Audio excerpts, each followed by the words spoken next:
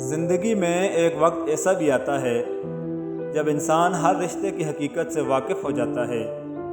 تب کچھ لوگ تو دلوں میں اپنی جگہ بنا لیتے ہیں اور کچھ لوگ ہمیشہ کے لیے دل سے اتر جاتے ہیں۔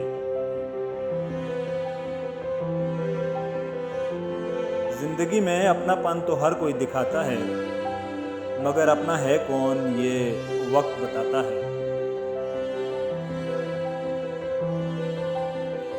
رشتے کبھی بھی قدرتی موت نہیں مرتے، ان کو ہمیشہ انسان قتل کرتا ہے، نفرت سے، نظر اندازی سے اور غلط فہمی سے۔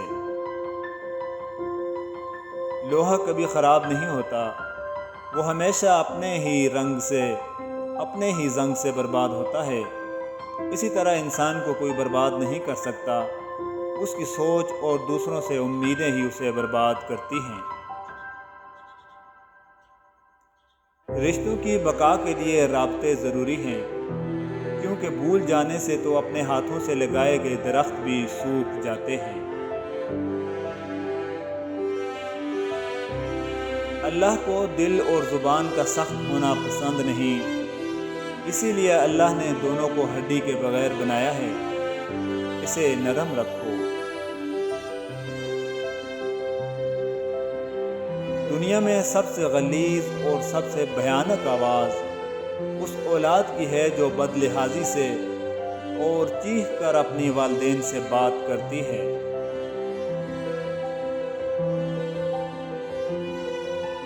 تین خوبیاں انسان کو باکمال بنا دیتی ہیں: نمبر 1 ٹھنڈا دماغ، نمبر 2 میٹھی زبان، نمبر 3 نرم دل۔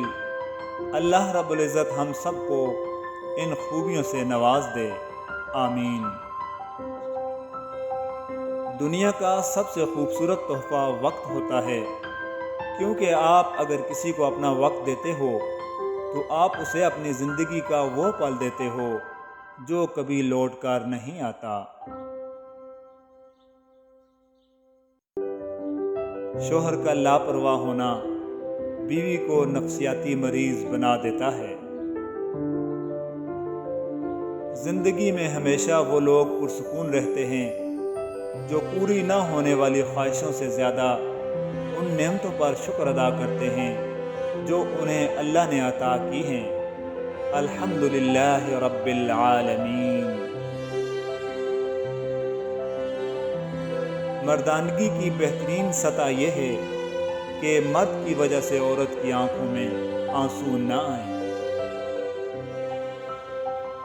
الفت بدل گئی، کبھی نیت بدل گئی، خود غرض جب ہوئے تو پھر سیرت بدل گئی۔ اپنا قصور دوسروں کے سر پہ ڈال کر کچھ لوگ سوچتے ہیں حقیقت بدل گئی۔